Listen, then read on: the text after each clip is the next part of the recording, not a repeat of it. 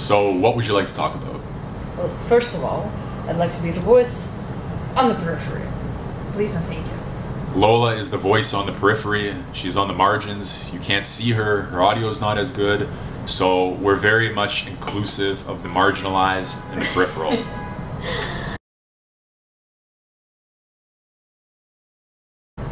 Zionism is like nationalism, but specifically for Jewish people, right? Yeah, Zionism is sometimes divided into cultural Zionism, political Zionism, and religious Zionism. But basically, if you just use the word Zionism, you mean the project of...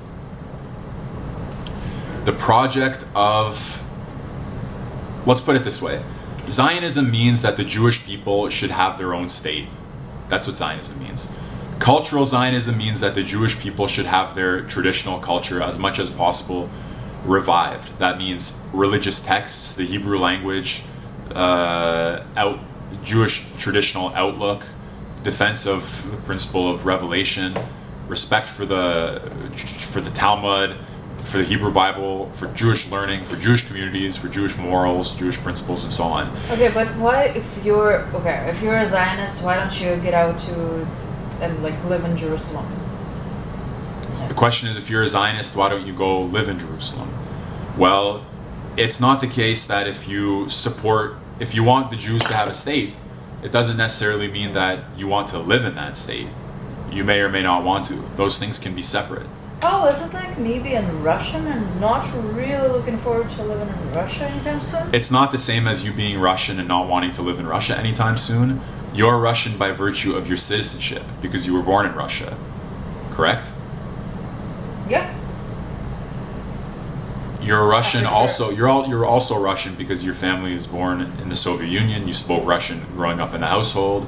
The Soviet Union is part of Russian tradition, and therefore you inculcated many Russian traditions. You identify to some extent with Russia culturally. Lola's mother often cooks us the very delicious borscht.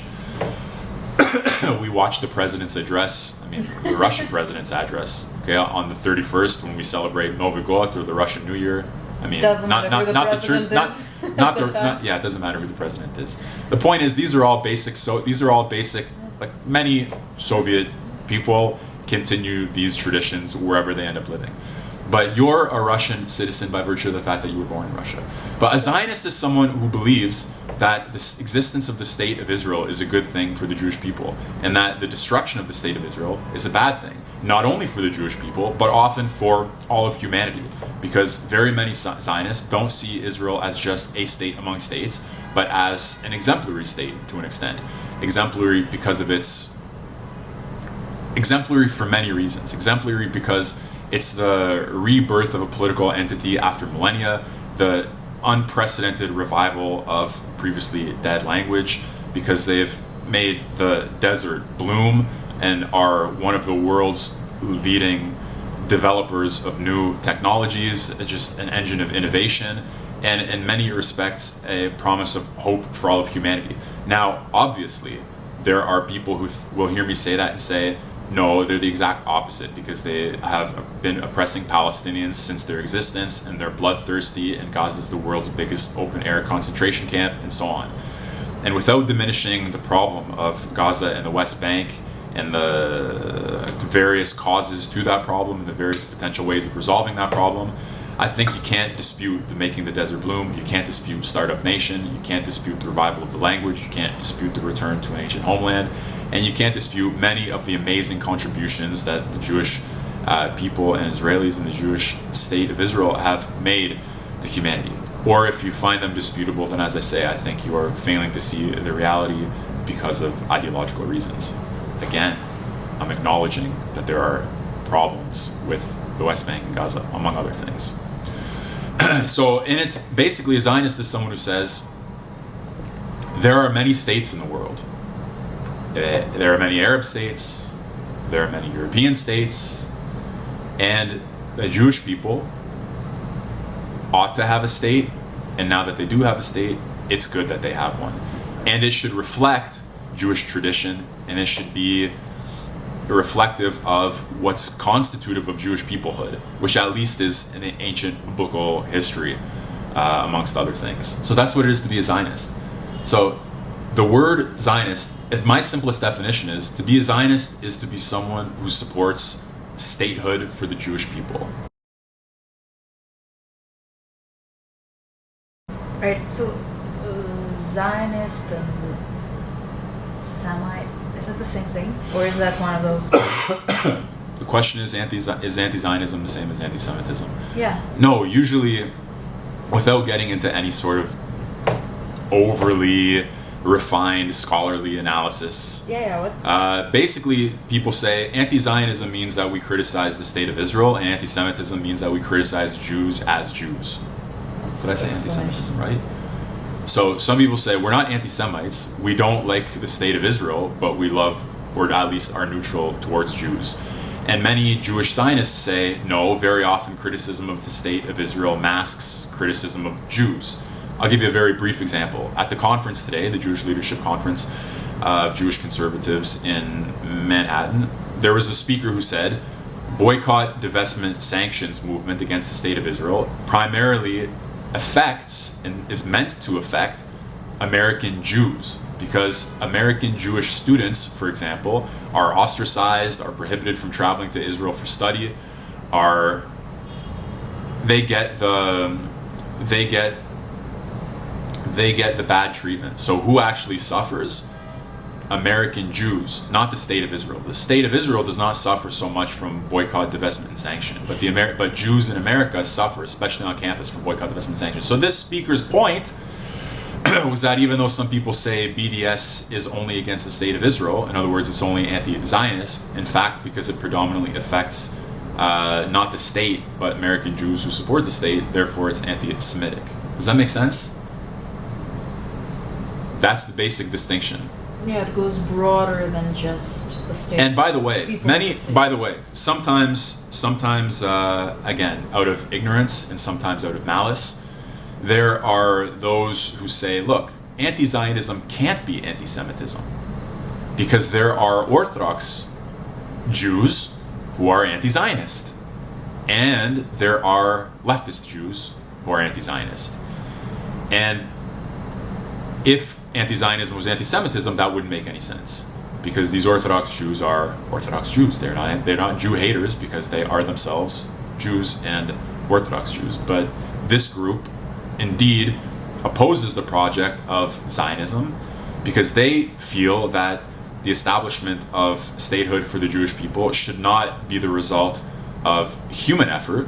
It shouldn't be like taking the kingdom of heaven by storm, but it should be because the Messiah has come and the time has come for the Jews to be gathered in the land of Israel. It shouldn't be a human political project. It should be a divinely led, divinely guided theological act.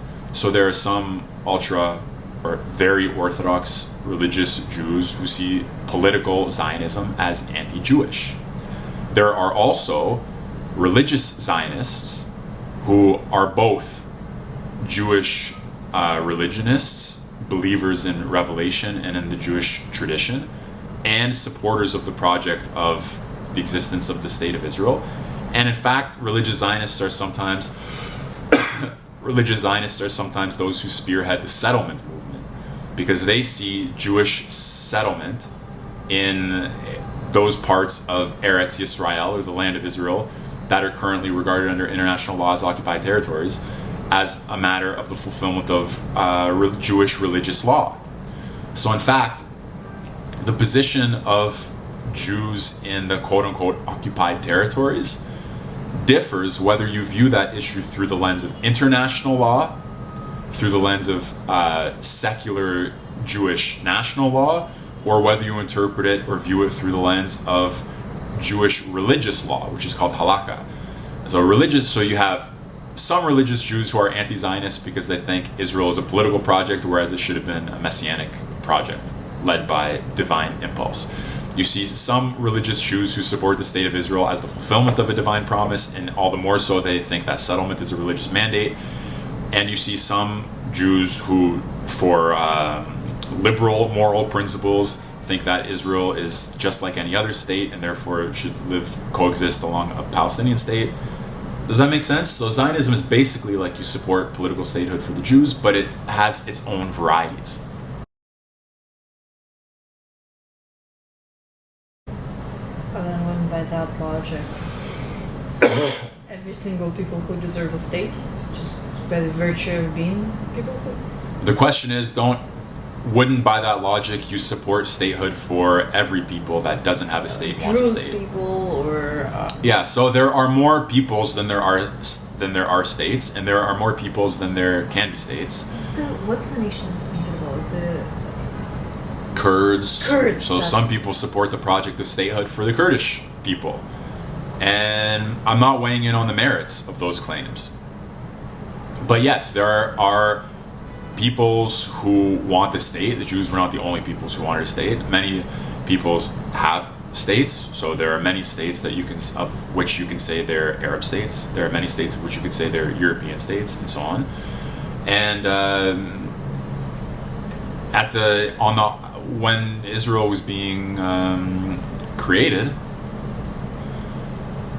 at that time the Jews thought, look, we would also like to have a state, and frankly our claim to a state is reasonable, and our claim to a state in this location is reasonable, and frankly people who oppose statehood for us, it's kind of like this, not exactly but kind of, you'll often hear someone who comes out and say, we oppose guns, we don't like guns. I mean politicians, okay, political or media personalities.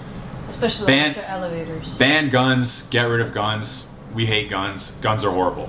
Especially. And they walk around with armed security themselves, and they don't understand hypocrisy. Or they say, borders divide us, we should get rid of borders, walls should come down and so on, and yet their mansions have nice big walls protecting them from the proles. What? From the plebs, from the common people. Okay? They have nice big walls keeping the unwashed masses far away from them, the paparazzi. Or whatever, they say... The lolas, I would say. The common people, The common people. So there's very often that type of hypocrisy. Put your money where your mouth is. You don't like walls, tear down your own walls. You think everybody should be allowed in your country, throw your doors wide open and let the homeless stay with you. You see what I'm saying? So there's also that measure of hypocrisy when it comes to the issue of statehood. And that's so blatant that I say, as I said before, you'd either have to be blind or malicious not to see it. So for example, if you don't think that the Jewish people should have a state, but you do not care about other people having a state, or you support Palestinian nationalism, but you don't support Jewish nationalism. Now maybe that you raise the question, then, shouldn't Jewish nationalists support Palestinian nationalism? Well, as I say, there are more peoples than there are states. There are more peoples than there can be states. Some people's claim to statehood might be legitimate. Some people's claim to statehood might not be legitimate. What does make a state like that be legitimate? Well, in the case of the Jewish claim to its own state, they had a long... Use Dugan's analysis. No, they had a long history. They had a language. They had a continuous presence in that territory for a long time. Okay, they were dealing with political persecution, and so on and so forth. So I'm not saying that there's no grounds for a Palestinian state or for more than one Palestinian state, because there are those people who have argued that there can't be a two-state solution since Gaza and the West Bank are... You can't imagine a coherent political unity between Gaza and the West Bank. So maybe we need to talk not about a two-state solution, but about a three-state solution. There are also those people who think that we should roll back the clock, so to speak, or roll back the map to the time when Gaza and the West Bank belonged to the states that are adjacent to them, Jordan and Egypt. So I'm not weighing in on that question. I'm only answering your what you asked of me, which is, number one, what do people mean when they talk about Zionism? What's the difference between anti-Zionism and anti-Semitism? And if you support Zionism, doesn't that mean you should support all projects of statehood for peoples? Right. So going back to the definitions. So can there be someone who is not Jewish but Zionist? Lola asks, can there be someone who's not Jewish but Zionist? As many of you may know, there is a huge group of non-Jews who are Zionists, and that's Christian evangelicals. They support the state of Israel and the political project of statehood for the Jews because they have a shared moral commitment that's reflected by Jewish people and by the Jewish state, but also because that in some parts of their political theology or political theory, the gathering of Jews in Israel is like one chapter in the book that for them culminates in the end. It's basically part of their eschatology or doctrine of the end of times. Many Christian evangelicals support their Zionists because they think that statehood for the Jewish people is part of God's plan, which culminates in an end of times vision that's more favorable to the Christians than it is to the Jews. But the Jews play a positive part in that, and right now Christian-Jewish relations benefit greatly, and not cynically, not in a Machiavellian way, but many times genuinely and let's say sometimes genuinely and sometimes merely politically from that kinship. Now, you can only go so far. Jews can't support evangelical Christianity's vision of the end of times, but on the political plane, they don't need to. They only need to have friendly relations against common enemies, which is standard fare in politics. How is that different from intersectionality that you described? Intersectionality is the intersectionality of the left. Intersectionality of the left means the maximum number of shared characteristics and the maximum number of shared interests, basically a broad coalition of those who regard themselves as oppressed. Now, we can, once we call intersectionality the intersectionality of the left, understand that there is logically and could be and should be perhaps at least the concept of the intersectionality of the right. Now, is the intersectionality of the right a broad coalition of oppressors? No, because the division between oppressed and oppressor is the fundamental dividing category for the intersectionality of the left, but the right would have its own fundamental categories to divide and divvy things up. And it wouldn't use the categories of oppressor and oppressed. But it might at least recognize the intersectionality of the left as its enemy. Not necessarily because it has chosen to make intersectionality of the left its enemy, but because the left has chosen to make the right its enemy. So what would an intersectionality of the right imply? It would imply a broad coalition of those people who reject the basic schemas and concepts represented by the intersectionality of the left. For instance, it would be in favor of such groups as those that champion hierarchy, tradition, family values, moral values, relatively closed political units, maybe politics as such, if to some extent the left is trying to overcome politics. It would include a defense of religiosity, of the divine revelation, and many other things as well. So intersectionality of the right is a powerful descriptive concept, I believe. Potentially also a strategic and normative concept. One thing that the concept of intersectionality of the right can accomplish is it can help us to make sense of puzzles, I think. So for example, there are Zionist Jews who clearly are excluded by the intersectionality of the left. Not only are they excluded by it, they're often its target. So they're on the opposing side. They sometimes would like to make common cause with other declared enemies of the left, of the intersectional left. And so in making common cause with those other enemies and outcasts, they sometimes read the works of traditionalist Catholics or of Russian conservatives. They sometimes feel drawn to right-wing populism, to Alternative for Deutschland, to Viktor Orban. Sometimes they feel more of a sympathy for Putin than they feel for another leader.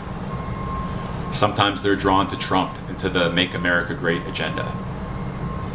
And you can see that in all of these cases, they're going beyond their identity as Zionists, or in other words, as Jews who support the political project of statehood for the Jewish people, in order to have a broader coalition of those like-minded, more or less like-minded, targets of the hatred of the left.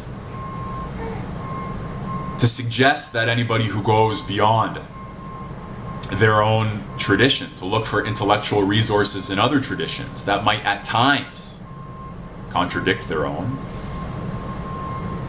that is ridiculous. Those other traditions are very valuable.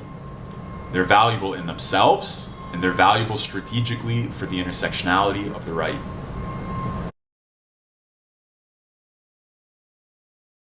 The relationship between Israel and, between the Jewish community and between Christian evangelicals is not an intersectionality of the right. Because if it were an intersectionality of the right, it would include all the other people who are regarded by the intersectionality of the left as enemies, which it doesn't. It usually sees other members on other political groups on the right as also being a problem. But this is starting to change.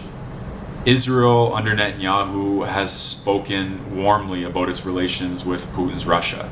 It has denounced Soros in support of Orban, the Hungarian leader. So I think you're actually seeing, and Jews, there's, as some of you may know, there's a Jewish group in Germany's Alternative for Deutschland, which some people say is far-right neo-Nazi group.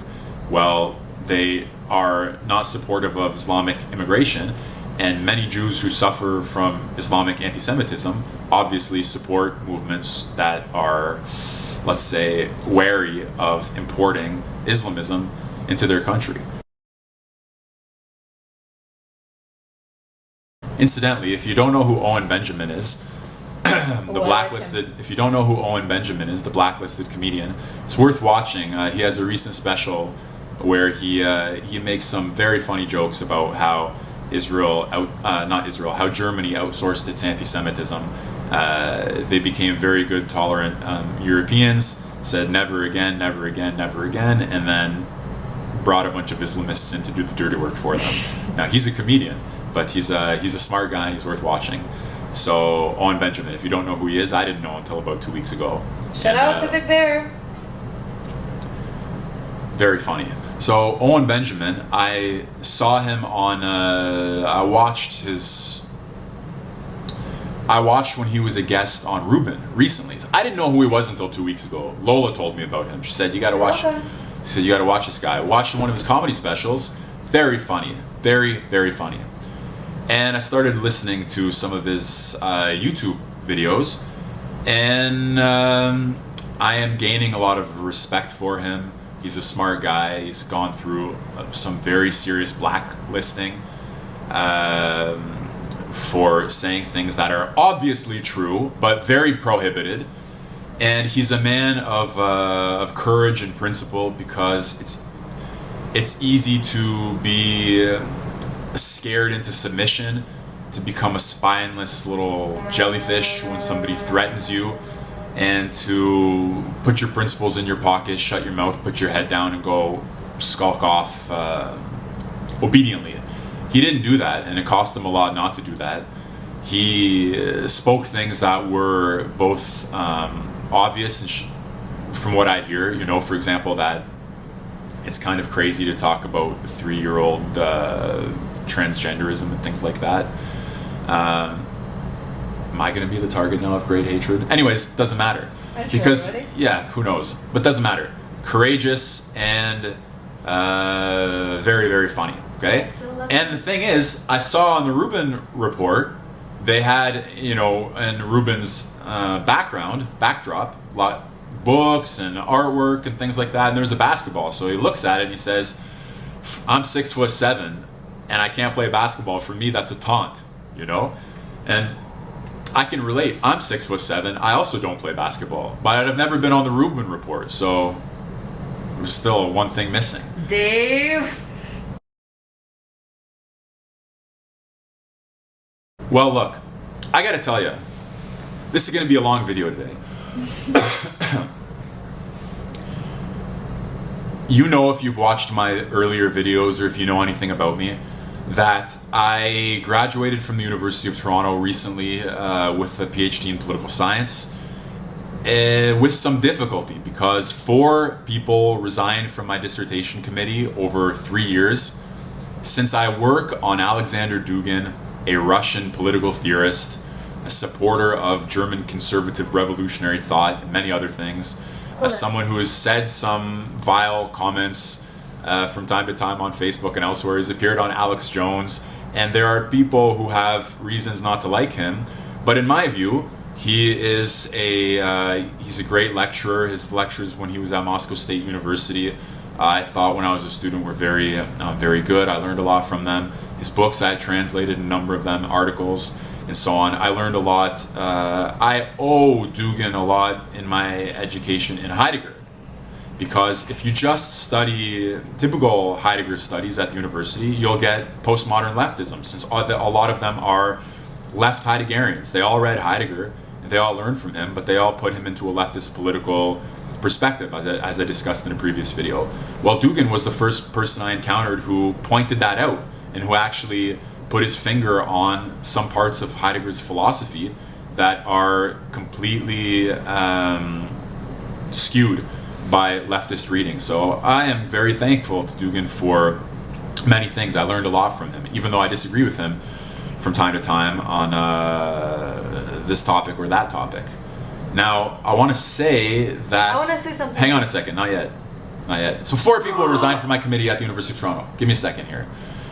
And National Post, hold on. National Post wrote an article about it where it said some professors saw me as a malicious far-right propagandist, and many of them were glad to see me go when I graduated, and I was glad to see them go too. Now, here is the issue. I was sure I wanted to tell my story while I was a graduate student, but I didn't want to risk my graduation, and I'm glad that I didn't, in the sense that I'm glad that I am now a doctor. Whereas they may have kept me from graduating if I had spoken out. But I was eager to tell my story, and I thought, you know, I'll defend my dissertation, and when I finish, I will say to those defenders of academic freedom and of viewpoint diversity what happened at the university, that I was basically persecuted for an interest in not only Alexander Dugan, but also Carl Schmitt and Martin Heidegger. And generally, even though I didn't call it then, but this view of the intersectionality of the right, that you can learn something valuable from reading right-wing theorists, even if you're a liberal or on the left, because you better know the whole spectrum in order to make sense of it. Well, I have to say that a lot of the people who quit my committee were classical liberals and defenders of free speech and free thought. You mean identified themselves? Yeah, they identified as classical liberals and defenders of free speech and free thought. And yet they behaved like totalitarian leftists who burned down universities when Milo or Ben Shapiro or Lawrence Southern or anybody else shows up to speak there, or Charles Murray. So they betrayed their own stated principles in a way that was hugely revelatory to me, extremely interesting and extremely fascinating. So I thought, you know what? There's a journal, I won't name names, there's a very popular journal of public intellectuals out there, very active in beating the drum about the oppression of academic free speech on campus, often championing the causes of outcast conservative undergraduates and other such topics. And I thought, for sure, they're going to want to know what happened to me at the University of Toronto. And indeed, they did want to know for many months. But I had a suspicion. Now listen, I'm not bad-mouthing them. I respect the people there and I respect the journal, but there's a point I'm trying to make. I suspected that because in my case, it wasn't like I supported John Stuart Mill and somebody from the far left shut me down, but rather I support inquiry, and I was studying someone on the quote on the far right, let's say, Alexander Dugan. I thought that because of that nuance, I thought that because of that nuance, they would actually bail on my case, even though it's a scandal, in a way. You know that Lindsay Shepherd, a Canadian undergraduate student, played a clip of Jordan Peterson in her class to set up a debate. You know, she played a clip that was Peterson and the person that he was debating on a Canadian TV channel. And she was hauled into some offices and said that was equivalent to showing Hitler neutrally and so on. And it became a big scandal. And now many of you may know who she is, Lindsay Shepherd, free speech warrior. All of that is fine. But at the University of Toronto Department of Political Science, over 3 years, I had 4 people resign from my committee and say much worse than it's like playing Hitler neutrally, actively accusing me of supporting all kinds of nefarious things. So I thought for sure those people who are interested in academic free speech would take on this case. And when they didn't, I thought, oh boy, that is a bad sign for classical liberalism. And that's a bad sign for the free speech junkies. And that's a bad sign for the defense of academia.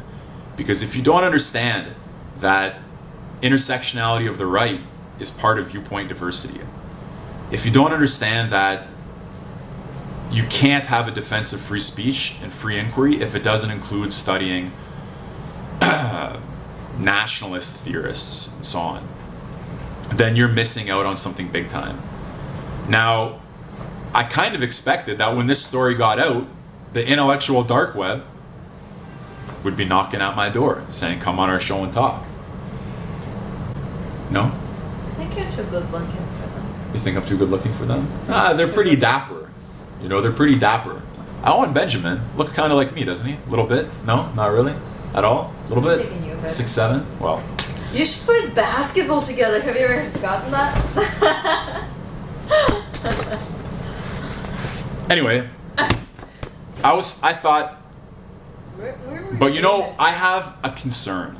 And my concern is that the so-called intellectual dark web, or the so-called, viewpoint diversity, free speech junkies, those people who support academic rights and so on, they always see the situation as the defense of classical liberalism against the threat of liberal progressivism.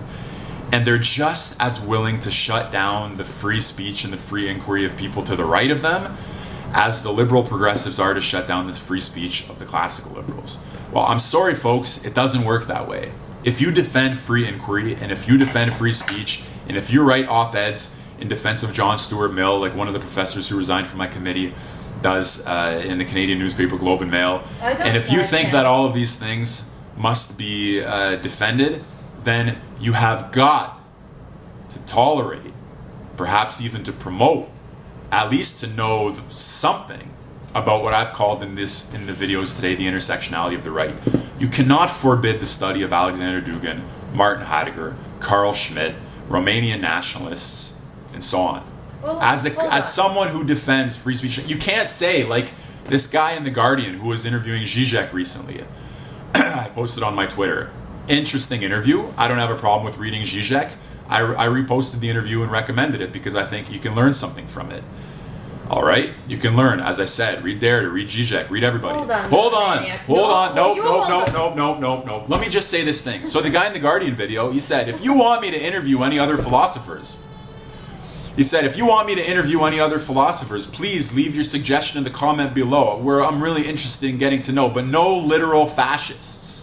No, within reason, no literal fascists. What does it mean that he said, I'll interview other philosophers, but no literal fascists? Very simple. No thinkers on the right. Because for these people, a thinker on the right is a literal fascist. There are Are there any literal fascists today? No, to be a literal fascist, you don't even know what that might mean. Fascism is a word that's so bandied around without any specific meaning. Does that mean that you've read the doctrine of fascism? You support a right Hegelianism? This is that the state is greater than the individual because of the absolute idea? Like, has anybody even read that? Does anybody even study Hegel anymore to even make sense of right Hegelianism? What is a literal fascist? When he said, you can have other philosophers on here, but no quote-unquote literal fascists, he meant leftist thinkers are approved. Liberal progressives are approved. Classical liberals are approved of. But if you're a nationalist, if you think the concept of ethnic identity has a place at the table, if you think that theological, hierarchical, divine, revelatory arguments have a place at the table, if you support the idea of the closed society or anything like that, maybe he meant no Platonists. You can't even, no Platonists, no Neoplatonists. It's no Straussians. This idea that, he'll interview philosophers but no literal fascists is, to use a very popular word among people who like to, I was going to swear, but this is a family-friendly channel. So among people who like to obfuscate or to confuse things, it's a dog whistle. It's a dog whistle that says no conservatives, no Republicans, no figures of the right. Now the funny thing, of course, is that Zizek thinks that Clinton's a bigger problem than Trump. And Zizek is, in this sense, supported Trump and thought that a Trump victory would be better. So Zizek is reactionary from one perspective in his own ways. But that's not the point. This guy didn't want to interview any philosophers of the right. Let me paraphrase that to common mortals. Go ahead. Zizek is like a literal fascist in that regard. Well, this guy doesn't even know. No, Zizek is not a literal fascist in that regard, but you see, the beautiful thing is this. When you're faced with something that is confusing, like Zizek is for Jeremy Corbyn, as I understand, for labor, against capitalism, but also supported Trump. For some people, that's enough just to make their heads explode. Just like the fact that Netanyahu might have said something against Soros in favor of Orban, or just like the fact that these Orthodox Jews in Britain felt like they would be safer in Hungary, or just like the fact that Michael Millerman thinks that you can learn something positive from Alexander Dugan, all without denouncing him all the time. All of these things just make some heads explode. It's like they take this ball and they just that's it. Their brain just lets all the air out right away. It can't compute. It can't function. And the solution for that is not only to mock them, to scorn them, but the solution also is not only to, it's not to talk down to them. The solution is to say, our conceptual apparatus has failed us. The concepts with which we make sense of these political realities no longer are adequate to the political realities themselves. You can't call everyone who's slightly to the right of liberalism a fascist these days. It just doesn't work. It doesn't make sense. Look at who Brazil just elected, a so-called far-right nationalist. And you might think, whatever you think, in that conceptual series, that this means, he's illegitimate. 55% of the people voted for him. He must be an anti-Semite. Actually, he loves Israel. Not that those are the most. He's a white male. Not that those are the most important things. I'm not saying the Jewish question or the question of Israel is at the center of all of these analyses. I'm saying our political concepts need to be reconfigured in a way that matches the political realities a little bit better. Sometimes the concepts are designed to match the political realities, to describe them. And sometimes the concepts are designed to create new political realities. Everybody who's so quick to chime in, you have a shooting and suddenly you say Donald Trump is to blame. Or you say, in another case, you say, no, somebody else is to blame. This community, that community. So much better for analysis and policy purposes, and even to help you fashion your own rhetorical strategies.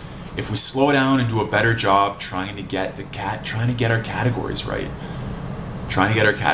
There are some people who say there's no such thing as moderate Islam. No, there is a moderate Islam. And you make it more difficult for there to be a moderate Islam when you try to define it out of existence by saying that all Islam is literal fundamentalism. No. I posted a video you can see on my Twitter feed called Undercover Jihadi.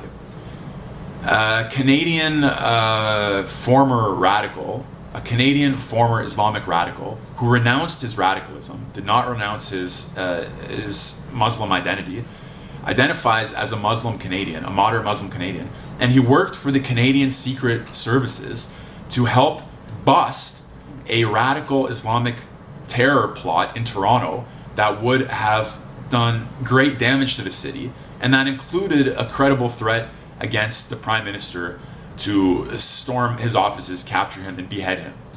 A Canadian patriot, a Canadian hero, a mensch, a great man, a moderate Muslim, a moderate Canadian Muslim. So those people who say there's no such thing as moderate Islam, you can't be a moderate Muslim, you're wrong. This man, you can't, Muslim identity is incompatible with Canadian identity. Tell that to watch Undercover Jihadi. This man deserves all of the praise that any Canadian patriot can muster on him. Absolutely. And so on. So there are moderate Muslims, and those people who try to define them out of existence are making a mistake. There are Jewish conservatives, and those people who try to define them out of existence are making a mistake. You can be a normal Canadian or American person who, for good reason, has some theoretical sympathies for regimes that liberals regard as authoritarian or reactionary or retrograde, and those people and their sympathies should not be defined out of existence. Jewish Trump supporters should not be dehumanized. They exist, they have a right to exist, and we should try to understand them. And that's true for every puzzling phenomenon that we meet in politics. We should try to understand it, make sense of it. Even if ultimately we have to say, even though we understand you, we don't have a place for you. Even though we understand you, we declare you our enemy. Understanding is not a guarantee of friendship, but it can at least expand the possibility of friendship and allow you to do more it can allow you to deal with your enemies in a way that is better than if you go in there blind and uninformed. Thank you for watching. If you enjoy these videos, please subscribe, share them with anyone else, post them on Twitter if you feel like it, and leave a comment below. You can see the other videos at millermantalks.ca or on YouTube. And we'll try to put out material as regularly as we can when we have something to say or when there's something to be said. Thanks for watching. Good night from New York. Also, ideas are being taken for what the phrase should be. If you have... Like the end phrase? No ideas are being taken for what the end phrase should be. No.